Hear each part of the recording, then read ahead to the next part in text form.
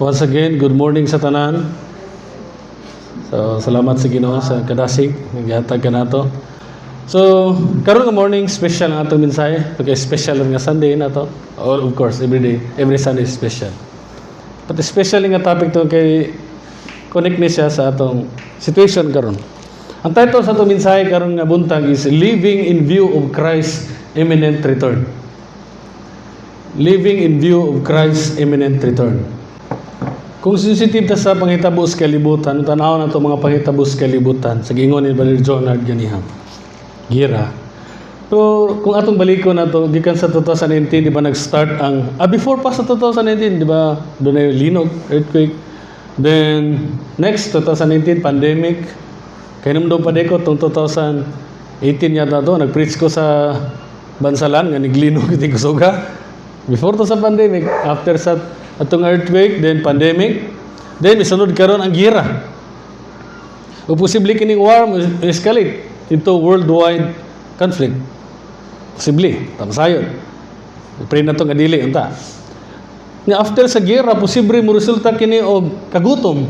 Nga naman, kaya ang gira, ang resulta sa gira, dili kalikayan nga kini gitawag nilang economic crisis gid sa ekonomiya. Gani mahal kay ang gasolina karon. Mamahal po ng mga pagkaon, of course. Tungod sa logistics. Mamahal siya. Ang kadaghanan sa mga tao, maingon siguro, hapit naman siguro mo balik ang Ginoo. Kita mga Kristohanon, dili ta makurat, kaya nasayo ta sa kamaturan that Christ's return could happen sa atong generation. Karon, the end is near. Ingon ang Biblia. Nung di ta makurat niya na, pero ubang mga tao, malisa, magkapangutana, ug mahadlok. Ningon si Apostle Paul, nag-ingon siya sa Philippians 4:5, ipakita ninyo ang inyong kaagop sa tanang mga tao, hapit na ang pagbalik sa Ginoo. Mao ni mga evidence, nga hapit na mo balik ang Ginoo. The end is near. Nga establish niya ang kingdom. Mga itong kanta karon, let your kingdom come. Ang author sa Book of Hebrews nag-ingon, Hebrews 10:25, dili gayud nato undangon ang atong nabatasan nga panagtigom sama sa gibuhat sa uban, kun dili magdidisigay kita sa usag-usa. Ngano man? Ilabi na gayud karon nga makita na nato nga haduol na ang pagbalik sa Ginoo. Mo din rason nga dili nato undangon ang panagtigom. Kay hapit na mo balik ang atong Ginoo. Establish niya ang kingdom. Si James, sa Bisaya, Santiago, nag-ingon sa James chapter 5 verse 8, busa pag mapailubon usab kamo, ayaw kamo pagpakawala sa paglaom. O kita mga Kristohanon, di ta mo pakawala sa paglaom, sa mga sufferings, mga hardships nga itong nagyan din sa kalibutan. Ingon si James, especially sa iyang time, nga ang iyang gisulatan, nag-agi og mga kalisod, injustice. Ingon si James, pag mapailubon ka mo, ayaw ka mo pagpakawala sa paglaom. Nga naman, kay hapit na kayod mo abot ang Ginoo. Ay yung justice nga inyong paabot lang. Daghang kay injustice sa kalibutan. Pero maabot ang panahon nga moabot gyud ang ultimate justice, wala na gyud makatago niini, wala makalikay. Inigbalik sa atong Ginoo nga si Jesus. Dili tanya hukman sa lino nga kalayo kita mga tinuod Kristohanon, pankwaon tanya ug makauban tanya sa iyang gingharian. So walay katapusang kalipay ug kalinaw. Mao na makaingon ta, Lord, let your kingdom come. Makakanta tang ito ganyan, Lord, let your kingdom come. Kaya mao na itong gipaabot, na-establish niya ang gingharian. Ningon ang Biblia, tanang gingharian sa kalibutan. Zechariah 14, papaso niya ang tanang kingdom. Gubuo niya, pildiho niya ang tanang gingharian. Pag i-build niya ang gingharian, na siya mao ang hari, kita iyang mga katawhan. Pagkanindot. Si Apostle Peter nag-ingon po sa 1 Peter 4:7. Hapit na ang katapusan sa kalibutan. Si John the Apostle nagsulat sa Revelation, nag-ingon sa Revelation 1 verse 3. Blessed is the one who reads aloud the words of this prophecy. Bulahan daw umubasa sa prophecy sa Revelation. Nga naman. And blessed are those who hear. Dili na sa mubasa, kung dili maminaw, muobey, mutuo. And who keep, who reads, who hear, who keep what is written in it. Nga naman, for the time is near. Doon na, pagbalik sa Ginoo. Dili ta makurat niya na. So na akong gipakita ninyo na, tungod kay almost all writers sa New Testament nag-ingon that the return of Christ is near. Kung ang pangutanan, nga nakaingon man sila? Sa ilang una-una ba nga, sa ilang pagsulat, posible mo balik ang Ginoo katunga time? No. Ang rason nga nakaingon sila tungod kay mao ni, all major events in God's great plan of salvation were completed. Natapos na ang God's major plan of salvation. Unsa man nga natapos na? Christ's death, tapos na. His resurrection, tapos na. His ascension, and lastly, the outpouring of the Holy Spirit. Tapos na. Ito na si Jesus rin. He sat down at the right hand of the Father. Kung saan may kulang? Ang pagbalik niya. Huli kulang. Pag-establish niya ang kingdom. Ano kayo sila? The end is near. Isa na lay kulang.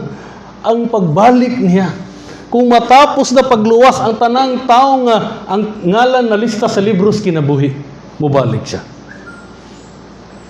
Now, kung ang pagbalik sa atong Ginoo 2,000 years ago ni gisulat, di ba? Sa atong time karon pwede gyud karon posible na maabot. Now, saan itong buhaton? Kung kita wala pa'y klaro sa atong kaluwasan. First, kinahanglan siguraduhon na to. Kaya lisod kaayo nang gitawag, giwali gini ni Pastor Johnny, ang false assurance. Mao na pinakadelikado nga nakaingon tang luwas ta pero dili di ay. Di ba? Mao na pinakadelikado kay nito kang luwas kal lingkod ka langit ko nigbalik sa Ginoo. Pero nag maapil kasi sa Matthew 7:21 dili tanan nagtawag na ko Ginoo makasul sa gingirian sa langit.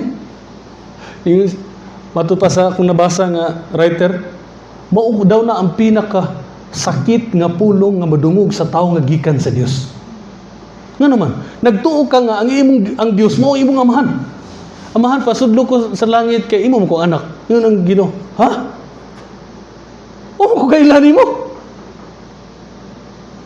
Di ba sakit kay parents ka pag sulod manukto ka? Dai pasudla ko dai ka man ako balay wa ko kapuy-an. Kinsa ka? Kailan nimo? Sakit kayo. Anak ingnon kasi mga man. Umo kailan nimo? Tuo kang anak ka dili dai. Mo na klaruhon na to. The end is near. Mga higala. Dito kumpiyansa sa itong kinabuhi. Ang tinuod nga luwas, doon na evidence. Yung ang first John nga, if we say we have fellowship with God, pero we still walk in darkness, we lie. Dili pwede nga mingon ta nga nahiusa na ta sa Dios, nahiusa ta kang Kristo pa nagpadayon nga putas pagpagkasala. Ningon ang Biblia, namakag ka. Yung ang 1 John 3:9 nga ang anak sa Dios ang nahiusa na ni Kristo, dili gayud magpadayon sa pagpagkasala. Anong klaro na ito itong kinabuhi? Kung nagpadayon niya putas paglunang niya sa sala, doon na pa'y chance sigala. Pwede ta maghinulsos itong sala. Ang walay sala nga dili mapasaylo sa Dios. Duol ta niya, manghay tagpasaylo, biyaan na itong sala. Kaningon ang Biblia sa Luke 13, nga unless you repent, you will also likewise perish. Gawas kung maghinulsol ka mo, mamatay usab ka mo.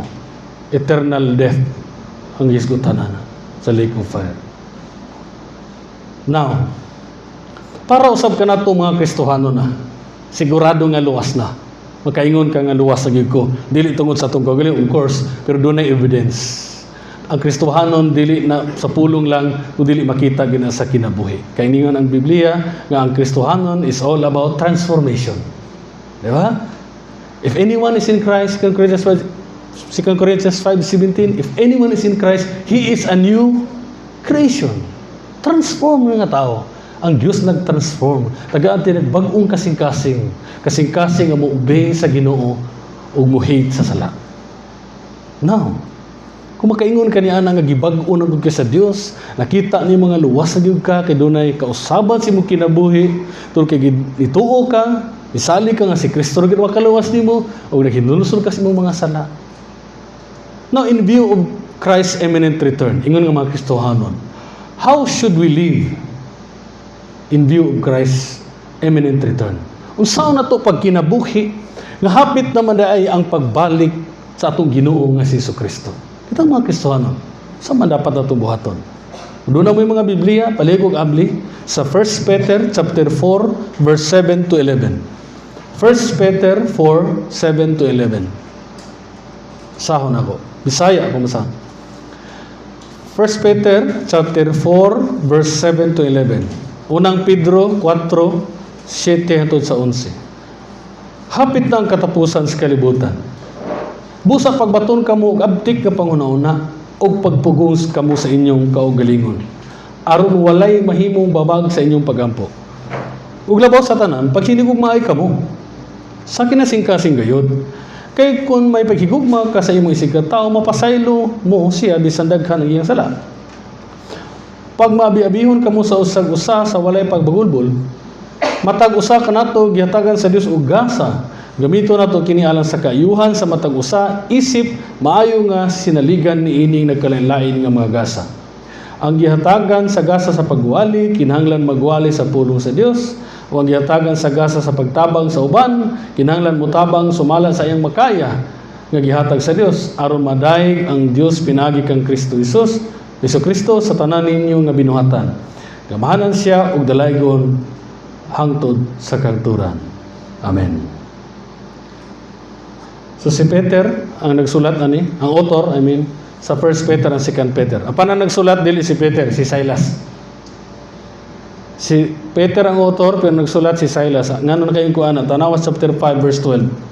Chapter 5 verse 12. By Silvanus or Silas, a faithful brother as I regard him, I have written briefly to you. By pinaagi ni Silas. Siyang author, si Peter, pero si pinagi ni Silas. O ang gisulatan niya, mostly mga Gentile believers na nagpuyo sa Asia Minor. Kung sa atong time pagkaron, modern day Turkey. Mao ning gisulatan, mga Kristohanon, Asia Minor. Dili isa kasimbahan, daghan mga Kristohanon. Ang purpose sa pagsulat ni Peter, una sa tanan, pag-encourage sa mga Kristohanon nga nag-suffer tungod sa ilang pagtuo kang Kristo Jesus. Gidasig sila ni Peter sa sinugdanon gyud sa letter sa chapter 1. Yun sa niya pagdasig ang mga nag-suffer nga mga Kristohanon. That their future hope is sure. Ang ilang hope, future, sigurado gyud nga naman because of the certainty of Christ's resurrection. Kay sigurado man nga nabanhaw si Kristo. Mao nga sigurado pud ang atong paglaom, mga Kristohanon. Kung wala nabanhaw si Kristo, kawang lamang atong pagtuon ni 1 Corinthians 15. Pero kay tinuod nga nabanhaw si Kristo, banhawon pud ta ug sigurado ang atong future. Ug mao ni ang pagdasig ni Peter sa mga nagsuffer nga mga Kristohanon. In short, walay laing makahatag natong kadasig ultimately mga Kristohanon nakatagamtan sa kasakit kapait nining kalibutana ang atong kaluwasan. Kini atong lawas ilisan sa lawas idili madunot. Ikaduha nga rason, purpose sulat ni Peter ni nga libro, to instruct them how to rightly respond sa ilang sufferings. Isulatan niya, pag-instructan niya ang mga Kristohanon, unsaon pag-respond sa tama nga paagi sa mga pagsulay, sa kapait, kalisod, o sa persecution, even sa mga persecutors nila. Nga bisan sa ilang sufferings, kalisod, still, they need to strive to live holy and honorable. Bisan sa kalisod, kapait, dili pwede nga maingon nga Lord, di na ko magkinamo yung balaan kay grabe kalisod yung kalibutan, no? Galisod sila, pero ningon si Peter sa una nga chapter, yun, sa chapter 1, verse 16, ningon siya, you shall be holy, for I am holy. So, importante ni pag kinabuhi yung holy nga, grabe na kalisod ang kalibutan, sige po pagwaliwalig holy, the holiness diha. No kita mga Kristohanon, ang atong basihan nga no magkinabuhi tang balaan, to kay ang nagtawag ka nato Dios nga balaan. Tungod sa kamatayon ng pagkabanhaw ni Kristo, mao nay rason nganong magkinabuhi tang balaan. Ang purpose sa Ginoo pagluwas nato, i-predestined ta niya maluwas ta to be holy and blameless. Diba ningon ng Ephesians 1:4. Chapter 2 verse 12, ningon siya sa 1 Peter. Mao ni dapat ninyo pagkinabuhi bisan lisod kayo yung kinabuhi, grabe yung mga pag-persecution. Ningon siya, ipakita ninyo kanunay sa mga tao nga wala mo tuo sa Dios ang inyong maayo nga paghawi. So mga Kristohanon, kita usab. Bisan kalisod nining kalibutan pero padayon gyapon nato pagkinabuhi dapat nga balaan. Dapat nga mahimutang maayo nga ehemplo, ipakita nato ang maayo nga gawi. Dili kay makita ta sa mga tao nagpalibot nato mga dili Kristohanon nga ipakitahin nato atong dili maayo nga kinaya. Now, sa atong passage karon gipakita din how should we Christians live in view of Christ's imminent return. Kung tan-awon mo sa verse 7, ang first word line niya, first phrase, the end of all things is at hand. Hapit na ang katapusan sa kalibutan. Now, kung hapit na ang katapusan sa kalibutan, unsa gingon ni Peter diha? Unsa na to pagkinabuhi? First, mao ni ang angay natong buhaton. Guard your mind from the influence of this world. Guard your mind from the influence of this world. Sa Bisaya, bantayi ang imong huna-huna gikan sa impluwensya ni ining kalibutana. Notice ninyo, ang unang gi-address, mind. Tanawan ninyo, mind na una, pababa na. Kita ninyo niya. Tingnan sa verse 7. Hapit na ang katapusan sa kalibutan. So what kung hapit na? Ang niingon si Peter, busa. Therefore, sa English, be of sound judgment. In ASB akong gamit. And sober spirit or sober-minded sa ASB for the purpose of prayer. Unsa man ning self-controlled and sober-minded. Kining duha ka word sa English, sa Bisaya, abtik nga panghuna-una og pagpugong sa kaugalingon. Ana. Kining duha ka pulong, they are closely related. Sa sabot ani, it's about guarding our mind from Satan's deception. Atong bantayan, atong una-una sa deception ni Satan o sa influence sa kalibutan. Satan always seeks to distract us from what really matters to God. Always gina mao na goal ni Satan nga ma-distract ta kung unsa gyud ang atong priority.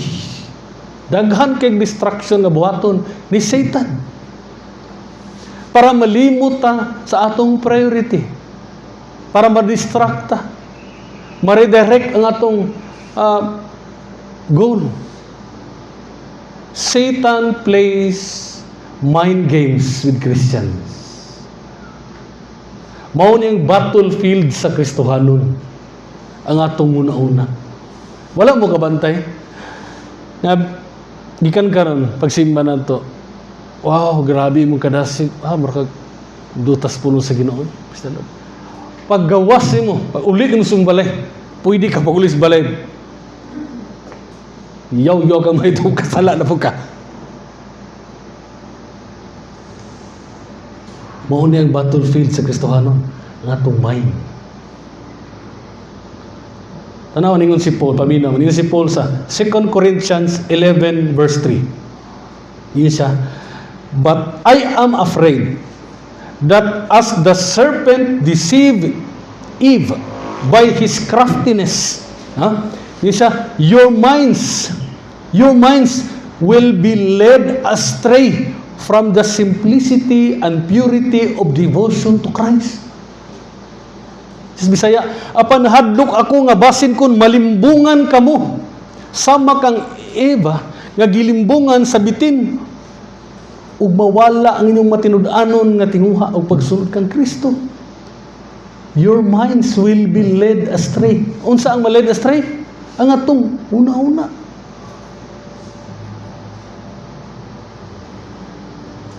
Mao na dapat bantayan ni atong una-una. Pag-ingon sa Proverbs 4 nga, guard your heart. Kanang heart dili na literal nga kini physical kundi mind sabot niya. Nasa mindset sa nagsulat sa Proverbs si Solomon nga ang guard diha, ang hulagway sa guard para makasabuta. Sa ilang times una di ba no walled ang syudad. Naay mga guard diha sa ibabaw. O kanang mga guard diha sa ibabaw, dili na pwede nga matulog o magduka. Kay basin og kaaway mo atake, masudlan sila. Natulog ra siya. Uy, na naman nanas yung tungod, patay na sila. But pasabot mo na nga hulagway diha. Nga dili ta magkumpiyansa nga wa tay basa-basa Biblia, wa tay ampo-ampo, open kay ka, wa kay shield, headshot ka. Satan. Firing darts. Satan. Mo nang kini atong mind di ay atong gwardyahan gikan sa impluwensya o deception ni Satan. Kay mismo si Paul niingon nga nahadlo ko nga basin malimbungan kamo. Pwede ta malimbungan ni Satan. Dili ta niya makawat, dili ta niya makuha kay anak naman ta sa Dios, pwede ta malimbungan. Nagtuo ta nga tama pa tong direction, dili na day. Nawala na itong priority to love God above all. Seek first the kingdom of God. Pero atong gisik karon ang pinaka-kaaway sa Dios, karibal sa Dios, atong kasing-kasing, sa atong nauna, money. You cannot love God and money. Mo ni sa seek first the kingdom of God, not material things. Mo nang usay sobra kay ta ka busy usay hinungdan. Ngano busy kay ka? Ngano busy kay maayo sa trabaho? Ngano na ni ka tug maayo? Ngano man? Sa hinungdan. Kwarta. Kung walay kwarta, manikamot kay kag maayo? Mreklamo kita gamay sweldo no. Makulangan pa to sweldo. No, tuos kwarta. Of course manarbaho ta. Pero kung masubraan na wala tay panahon sa Ginoo, dili na maayo. Posible nga na nawala na tas ng priority. Na-influence tas kalibutan. If our mind ma-influence sa pattern sa kalibutan, ang resulta, we act disobediently to God's will. Disobey kita sa kabubuton sa Ginoo. Pag ma-influence na itong nauna sa kalibutan. O maapektuhan ang atong prayer life. We cannot pray properly if our minds are unstable due to worldly pursuits. Kung unstable ang atong mind, tungkol kay grabe ang atong pagtinguha sa kalibutan ng butang, dili ta makaampo og maayo. Tama. Posible pa ang atong pag-ampo, selfish kayo, kaugalingon ra, paralas kaugalingon, dili nang ingon sa gi-exhort ni Brother Jonard ganiha, your will be done. Usahay sa itong mga pag-ampo, pag-influensya na tas kalibutan, dili na ang priority na to ang your will be done, but Lord, my will be done. Maunang pag mag-ampo ta, ug dili to bagon sa Ginoo, masuko ito sa Ginoo. Dugayan ni mo gihatag Ginoo, kadugay na kung ampo ang yun mo gihatag. Oh, nalimot ka sa prayer, your will be done. Dili imuhang will matuman, my will ingon ng Dios, not your will. But mga Kristohanon, if we seriously study the Word of God, seryoso ta mag-study sa pulong sa Dios, makita na to ang kamatuuran mahitungod sa Dios, we can experience rich communion with God. Nindot kaayong ihampo, nindot kaayong i-fellowship sa Ginoo. Nga naman, tungod sa atong pagka-discovery sa pagka-kinsa siya. Daghan patag wala mahibaluoy kung kinsa gid ang Dios. Naa din sa iyang pulong gi-reveal niya iyang kaugalingon. Mao nga importante kaayo ang mga Kristohanon nga kita makabaton og gitawag og spiritually strong minds. Nga lig-on nga itong huna-huna. Kaya kini nga itong huna battleground ni Satan. Diha ta maggubat ni Satan. Di man ito, gisipa balitang Satanas. Kaya sabi na kasulid din nagisumbag ni Satan. Wala no. Pero kabalo mo asag i-atake ni Satan? Mine. Naunsao man nato para makabaton tag lig-on nga una-una. Ningon ang Romans 12:2. Ayaw kamo pagsunod sa mga gawi sa mga tao nining kalibutan. Do not be conformed to the pattern of this world. Sa English. But be transformed by the renewing of your mind. Tuguti hinuon ninyo ang Dios nga mubag-o sa inyong huna-huna ang resulta aron masayra ninyo ang kabubuton sa Dios kung unsa ang maayo hingpit o makapahimot kaniya. Now, kung aato ding huna-huna mapuno sa pulong sa Ginoo, ang iyang kabubuton ang atong masunod.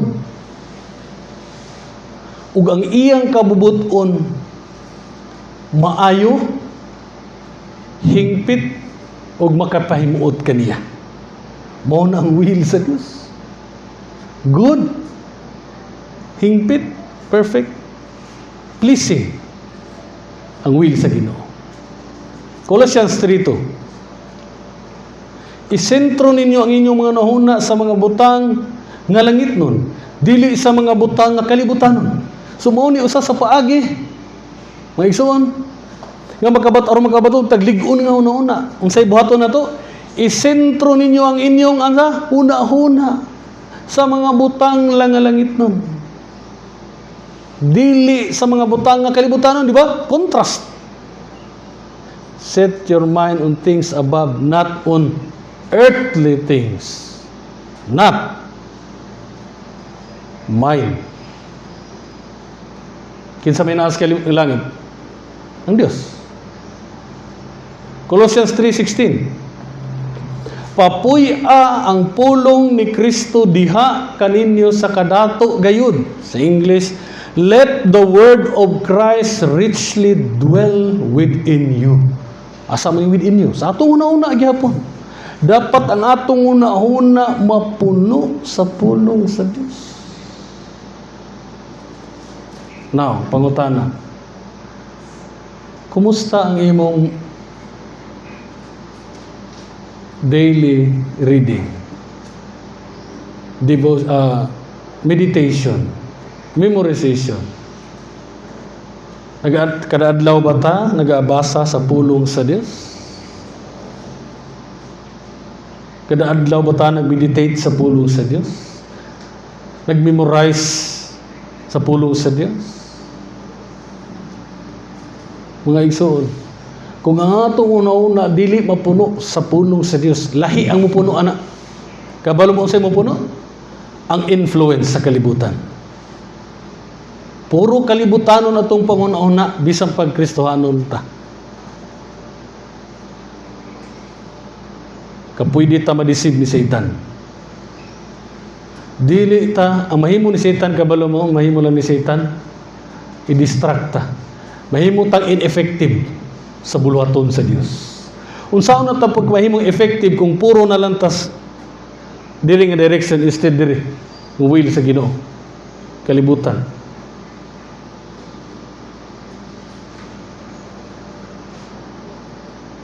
So kung ang ato una-una mapuno sa pulong sa Dios, dili sa influence ning kalibutan, we can pray properly ug makatuman ta sa kabubuton sa Dios. So mao ni ang una natong angay nga buhaton ug kinabuhi. Nga hapit na mobalik ang Dios. Kinahanglan nga gwardyahan nato atong una-una. Gikan sa impluwensya ning kalibutan. Kay inya inagbalik sa Ginoo, quick ra ba basig makalitan taw ilan balik na ang Ginoo. Dili pwede. Kaduha, Ang ngayon itong buhaton. Keep loving fellow believers. Keep loving fellow believers. Ipadayon nato ang paghigugma sa isig ka magtotoo. Ipadayon ang paghigugma sa isig ka magtotoo. Pakita nato na sa verse 8. Tanaw ang verse 8. Above all, keep loving one another earnestly, since love covers a multitude of sins. Dili lang di ay gwardyahan nato ang atong una, pati po ang atong kasing-kasing. Kinahanglan higugmaon nato kanunay sa kinasing-kasing gayud ang atong isig ka Kristohanon. Ang paghigugma sa isig ka Kristohanon is the most important virtue in the Christian life. Pinaka-importanteng hiyas sa Kristohanong kinabuhi mao ang paghigugma sa isig ka Kristohanon. Kining gugma nga gisgutan din kining kinaiya sa gugma din genuine love ni, agape love ni, gikan ni sa Dios nga gugma. O kini nga gugma makapasaylo sa kasaypanan o sala sa laing tao, especially sa isig ka Kristohanon. Di ba di maginato malikayan, wa magibala may simbahan nga perpekto. Umayon ka nga dili ko diri simbahan ay na di ko ganahan ng tawana. Kaya nakasala siya nimo, example ako nakasala ko ninyo na posible ako masayod nga ano na ko'y pulong nga nalain mo. Kaya wa may perpekto nga pastor god. Wa may perpekto nga tao, nasuko mo nako. Lagot mo, mobalhin mo sa lang church, pag-abuti mo dito, tuwag yung pagkikabikil dito. Ang dili ang pastor problema, isig ikaw ang problema. Diba? Now, paminaw. Kung doon na tayo ani nga gugma, kinigingon niya din genuine love. Nagikan sa Diyos nga gugma. Kini nga klase nga gugma, makapasaylo ni ug sala. Kanang line nga gingon diha sa verse 8 nga, since love covers a multitude of sins. Ang sala, ang gugma, nagikan sa Diyos. Kabalo mo pasaylo sa bisan daghang sala ang atong nahimo, atong isig ka Kristohanon. Sigsayop, nasa sayop nga nahimo si Muha. Ningon ang Proverbs 10, verse 12. Hatred stirs up strife, but love covers all transgressions. Ang kasilag makahaling og kasamok. Kung masilag ka, musamot hinuon. Musilaog, ang kasamok. Apan ang gugma, nawang gugma, makapasaylo sa tanang kasaypanan. Mao ni nga klase nga gugma dapat i-practice na to. Kaning keep loving one another. Di lang keep or always love one another, but earnestly. Sumpay na paghisumpay, earnestly or fervently. Grabe yun nga paghigugma. Labor of love. Mag-effort yun. So nakita ninyo nga dili lang data mo pray fervently, kana mo pray tagmayo ko doon natin pangayoon sa Ginoo, grabe ito pangayoon, muluhod ta. But we also keep loving one another fervently, mo na sa English lang version, or earnestly sa ESV. Subot pasabot nga, grabe, bantay mo ng natay grabe dako kayong problema, natay grabe nga pangayoon sa Ginoo, nga muluhod, grabe yung pagkampong halos, hilak na kagmayo. Kinipon nga klase ding pahigog mga ato exercise. Inga na ang attitude. Pasabot, mag-labor ta, maghago ta, sa pag-practice, ipakita na to itong gugma sa itong isig ka Kristohanon. Dili lang kayo mahigog balat ta kung maayo po na to, or ganahan po ta ng kauban na to sa church. Ganahan kayo ko anin niya, maghatag ko anin. Pero di ko ganahan, tawa na. Diba? Kini atong gugma ba, okay, pilian. Kining tao-tawhanon nga gugma. Pero kitang mga Kristo nakadawa ta sa gugma nga gikan sa Dios.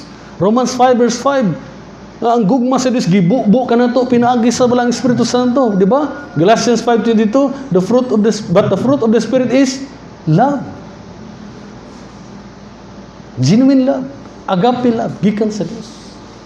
Kini nga klase nga gugma is sacrificial, dili sentimental, dili emotional. Ug kinahanglan ni kini nga gugma i-stretch na to itong gitawag spiritual muscle to love in spite of insult. injury, and misunderstanding from other believers. Bisa pag doon natin misunderstanding sa itong isig ka-Kristohanon, i-stretch na to ang atong spiritual muscle, ang atong gugma. Ito kay mauna ang gibuhat sa Dios na to. Bisan dili ta ngayon higugmaon pero gihigugma ta sa Dios.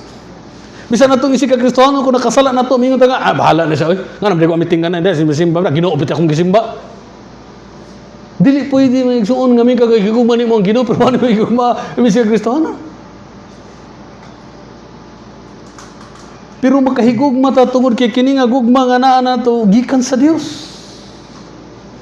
Pinaagi sa balang Espiritu Santo na tabang niya.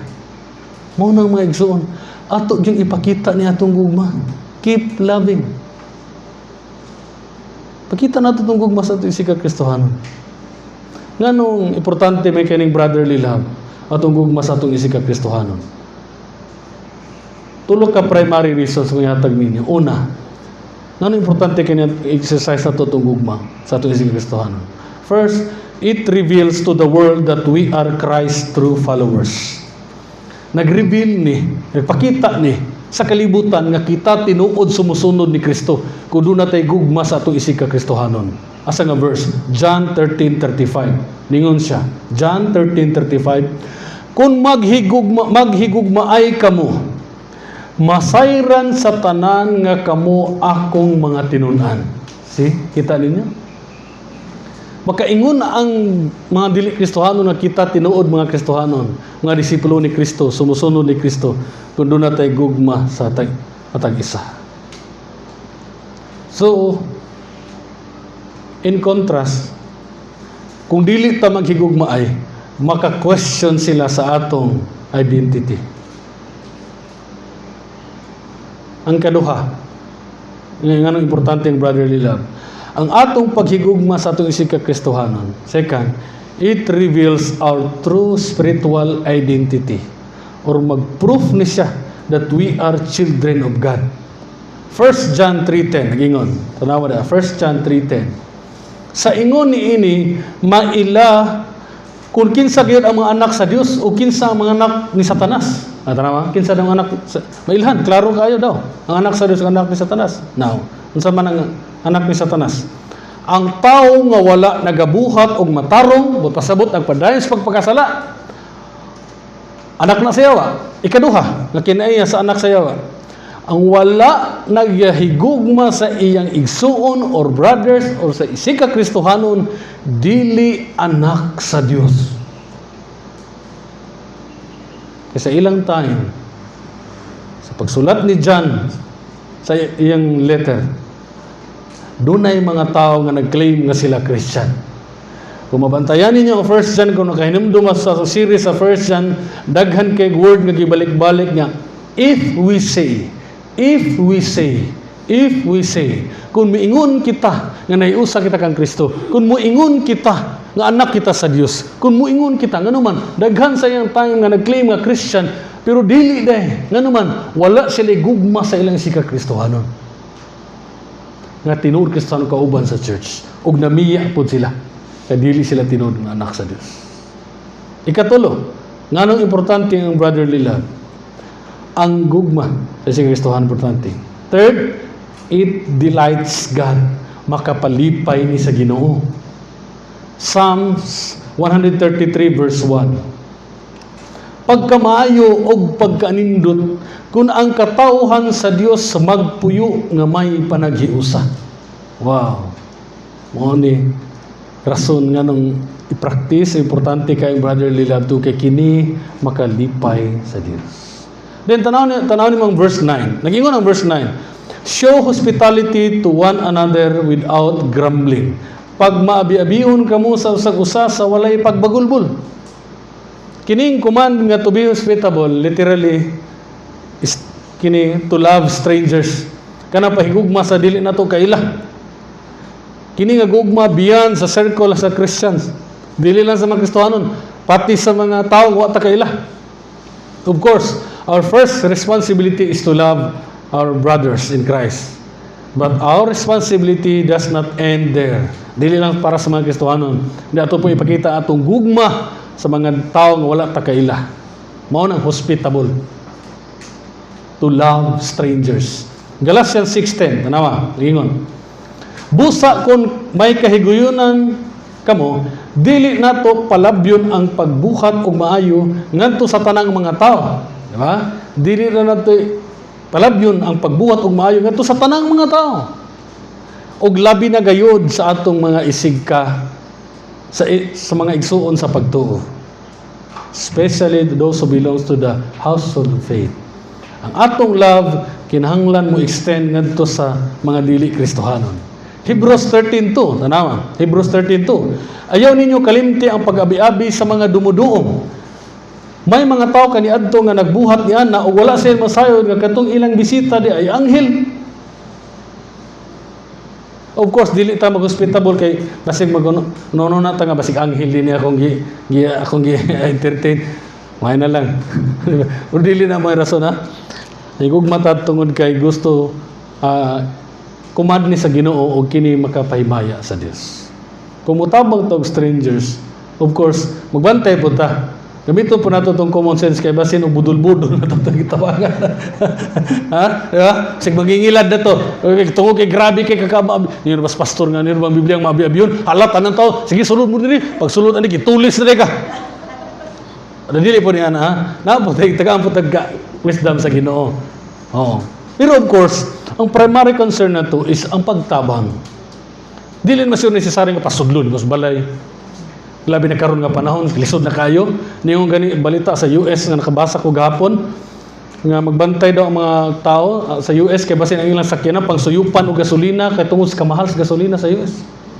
Mahal kang gasolina sa US. Almost $5 ang kada litro. Mahal na kayo na sa ilaha. Mahal na kayo na $5 pero sa tuwa mahal na kayo. So, grabe na kalisod, especially sa time na ito, karon pandemic, pag humagira, lisod na kayo. Of course, di mawala itong pagka-hospitable, pagtabang sa mga naglisod, wala na ito kaila, mga nagtabang, mutabang ta, pero kinala doon natin common sense, pag-decide, pagtabang nila. Di na ito pasunod sa balay, delikado, o di na ito, pagkanon, tagaan na ito, pagkaon sa gawas, o di alay, pagkanon, at ipakita na ito ang gugma sa Diyos nga ito kaniya. The best way, mga Kristohanon, to show our love sa mga strangers o sa mga tao nga dili nito kaila. Dili lang sa pagkaon, dili sa physical, but to share them the gospel. I-share na to ang gospel, di ba? Ang ebanghelyo. Kaya maunsa man kung maiya, mahatagaan na to siya sa iyang physical nga panginahanglan na panwa na to mahatag ang espirituhanong panginahanglan niya. Ma-experience niya po niya ang eternal death dito sa lake of fire. The end is near. Doon na, hapit na ang pagbalik sa Ginoo. Kini nagpasabot nga ang judgment maabot na sa dili madugay. Sama sa gibot ni Jesus Christ diri sa kalibutan. Kung basahon din ba ang gospel, di ba? Matthew, Mark, Luke, ang synoptic gospel, makita niyo na nag-start ang ministry sa healing. Grabing healing yung gibuda. Matthew chapter 8, 9, 10, pag-abot sa part sa chapter 9, wala lang giayo ni Jesus ang ilang physical nga sakit, but giayo ni Jesus labaw sa tanan ang ilang espirituhanong sakit, gitawag ng sin sickness. Kay maunay pinaka-importante. Mao ni rason nga miani si Jesus sa kalibutan. Dili pag-ayo sa atong sakit ultimately. Pero ang primary purpose gani ari si Jesus aron pag-ayo sa atong pinakadakong sakit nga mauang sala. Diba? Even si Paul, kung tinuod nga ang prosperity gospel, yun sila perfect health, pero si Paul, ayaw ba sa Ginoo? Wala. Nga naman, kaya dili na mo ay primary purpose sa Ginoo. Posible nga mamatay ta nga tungod sa sakit. Si Pastor Jerry, ayaw ba sa Ginoo? Patay. 42 years old ba? Ito naman si Steve, hinahin na ito. Hinahin na ito, para nagka-recover na si Territor kay marag nindot mag-advance. So, di ba? Dili na mo saad sa Ginoo. Ang saad sa Ginoo nga niari sa kalibutan kay luwason ta niya sa gikan sa atong mga sala. Maupod kita. kung mutabang ta sa mga strangers, mutabang ta sa mga tao nga di na to kaila, dili lang tataman limited sa mga physical atong pagtabang, material nga butang. Labaw sa tanan, dili ta maghilom-hilom, i-share na to ang gospel, kay nasayod ta nga hapit na mubalik ang Ginoo. Kining tawhana, pobre pa sa physical, pobre pa sa material, kung dili siya ma-reconcile balik sa Ginoo, mas labaw siya ka pobre dito sa linaw nga kalayo. Kapait. Pero kung pareho siya ni Lazaro, nga bisan pobre kayo dinis kalibutan, apa nituo siya sa Ginoo, nituo siya sa pulong sa Dios, ug nihiluso siya sa mga sala. Langit ay ang padulungan. Ingana ang pinaka-the best nga paagi sa pagpakita sa atong gugma, sa atong isig katawo nga di na to kaila. Katapusan, nga tama na itong pagkinabuhi. Ingon nga hapit na mo balik, ang pagbalik sa atong Ginoo nga Jesus. Tapusan, use your spiritual gift. Gamita ang imong spirituhanong gasa. Ato nang makita sa verse 10 to 11. Tanawa, verse 10 to 11. Matag usa kanato gihatagan sa Dios og gasa. Walay Kristohanon nga walay spirituhanong gasa. Ha? Kung Kristohanon ta nagyud tay spirituhanong gasa.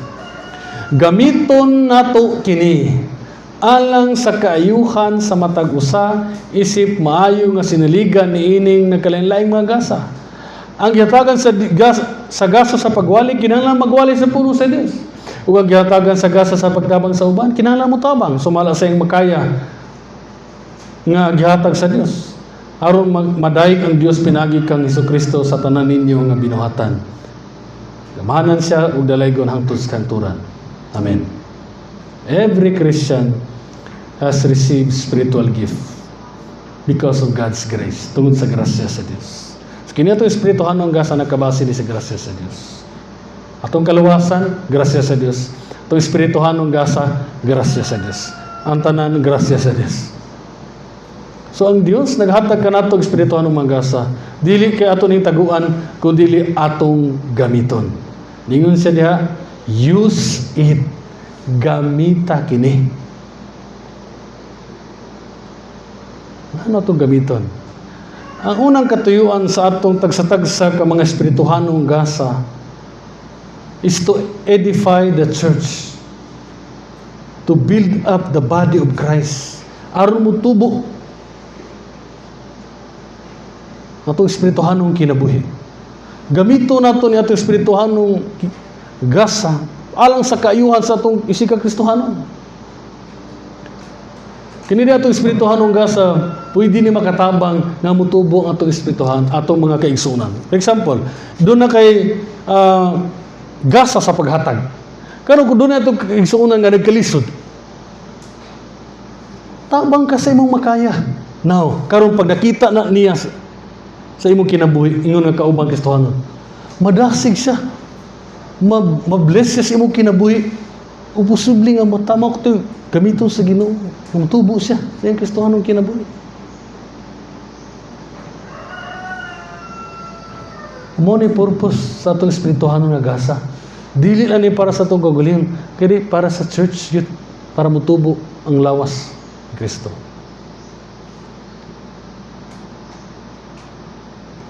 Ang verse 11, naghatag og duha ka categories sa espirituhanong gasa. First, speaking gifts and serving gifts. Duha ka espirituhanong gasa, kategory gisulti na diri. Ang una, speaking gifts. Yun sa verse 11, tanaw, verse 11. Ang gihatagan sa gasa sa pagwali, kinahanglan magwali sa pulong sa Dios. Mo na speaking gifts. Ang ubang gitagagan gasa sa pagwali, sama sa kuha, mga preacher, mga pastor. Ano gitagaan sa gasa sa pagwali? So niyon siya ang gitagaan gasa sa pagwali, kinahanglan magwali sa pulong sa Dios. Buot pasabot nga ang gitagaan og gasa ani nga mga magwawali, mga preacher sa pulong sa Dios, kinahanglan ang ilang iwali ang pulong sa Dios, dili ang ilang kaugaling opinion. Di ba kadaghanan daghan kay mga pastor subo nga palandungon nga inigbasa nila pagwali nila, basa na sila verse diri pero halos at magsulti nila, ilahan ang opinion. Dili na ang pulong sa Diyos. Gihimo lang murag launching pad. Pum! Ano ba? Ingo ra lansing pa kita mo nang dung sulbong ana. Basa lagi sa ka-verse pag human lab sa unsa ni konsulti diri, Allah niya nagagulingon diri. Pirningon diri kung gigasahan ka sa Ginoo sa pagwali, speaks oracles of God. Iwali ang pulong sa Dios, dili imong pulong. Dili ang pulong sa Dios. Mao nga importante sa mga pastor, kinahanglan, di ba? Part sa requirement sa pastor, able to teach. Kabalong mutudlo sa pulong sa Dios. Pautana, unsa man pa sa katao, sa pastor para kabalo sa mutudlo, kinahanglan ka og training. Mao ni si John MacArthur nga ang tanang pastor dapat moagi gyud og training or Bible school aron makabalo mutudlo sa pulong sa Dios. Dili kay iyang kaugalingon nga opinion ay isulti sa unsa ni pagsulti ni experience kinabuhi. Mao nang ang faithful nga preacher dili sayon ang pagtuon. Kung mahimo mong kisa nag-eskwela direkte wala sa to sa mental naka-experience na sila. Kung maka-experience mo o mahimo mo kabalo na mo study expository preaching, makaingon gyud mo dili sayon ang pag-study sa Biblia. Ako pag uli na ko sa balay karon Sunday pa lang ang akong wali sunod Domingo ako na nang gitonan. Kay dili pwede ang expository preacher nga magtuon ka Biyernes na. Sunday pa lang naghimo na kog draft. Nga naman, kay gusto ko nga mahimong faithful. Gitagaan ko sa Ginoo gasas pagwali, dapat akong isulti pulong sa Dios. Now, ang ikaduhang gasa, serving gifts. Verse 11 gyapon. O ang gihatagan sa gasas pagtabang sa uban, kinahanglan mo tabang pinagi sa kusog nga gihatag sa Dios.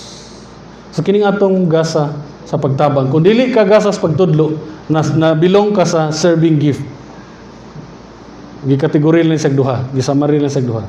Pero mahimo nato na ang serving gift kapag serve sa Ginoo, dili pinagi sa gahom sa tao, kundi dili tungod sa kusog nga gihatag sa Dios. Di ba? Niya siya. Kung ang gihatagan sa gasa sa pagtabang sa uban, niya siya, kinahanglan mo tabang pinaagi sa kusog nga gihatag sa Dios. So kini din atong bisan atong espirituhanong gasa, kaya atong spiritual gifts, din nato na exercise pinagistong ko galingon lang kinahanglan tagtabang sa balang Espiritu Santo. Sama ngayon ni Paul, I can do all things through Christ who gives me strength. Then ang ultimate nga katuyuan sa tagsatag sa nato ka espirituhanong gasa, mao ni mga igsoon. Ang ultimate katuyuan sa atong gasa, verse 11, is to glorify God. Diba niya? Whoever serves as one who serves by the strength that God supplies, in order that in everything God may be glorified through Jesus Christ. Mga igsoon, ang pagbalik sa Ginoo, Jesus Christ is coming at an hour we do not expect. Moabot si Jesus sa adlaw, sa panahon nga wala ta mag-expect. Busa ang buhaton nato, mag-andam ta. O mao ni ato pagkinabuhi. Mao ni dapat nga pag-andam. Yan halang magtrabaho ta sa buluhaton sa Ginoo. Ato ipagamit ang atong espirituhanong gasa. Mo na importante nga i-discover nato atong espirituhanong gasa. Kaya manubag tas Ginoo ana. Ato man gigamit atong espirituhanong gasa. Ningon na Mateo 24:46, bulahan katong sulugoon nga sa pagbalik sa iyang agalon, maabtan nga nagahimo sa iyang buluhaton. Bulahan. Kung kita pagbalik sa atong Ginoo, naabtan taniya nga nagtrabaho, wala ta nga tulog. Nga nga busy tagmaayo sa kalibutan, pero wala ta nga busy sa pagtrabaho para sa Ginoo. Kay hapit ta man mo balik ang Ginoo, wa ta masayod karon sa mo balik. Ningon siya, ngandam ta ug bulahan kadtong sulugoon nga sa pagbalik sa iyang agalon, ang atong Lord, tong Master si Jesus Christ, maabtan ta niya nga nagatrabaho. Kitang tanan mga ulipon ni Jesus Christ, therefore we are obligated to serve Him. Ingon nga atong Master, atong Lord. atong ginhawa, atong kinabuhi, atong kusog, atong mga talento, atong espiritu, anong mga gasa, ug tanang maayong butanga naa kanato, gihatag kini sa Dios aron atong gamiton sa pag-alagad kaniya ug para sa iyang kahimayaan. Mga igsoon, may our Lord Jesus Christ find us faithful at His return. Unta, mga Kristohanon, maabtan ta sa Ginoo nga si Jesus. Inigbalik niya nga matinud-anon ta sa pag-alagad kaniya. Unta mo na nga itong goal. Hapit na mo balik nga itong Ginoo. Daghan na kay mga signs. Unta maabtan ta niya nga matinud-anon nga nagtrabaho para sa iyang buluhaton.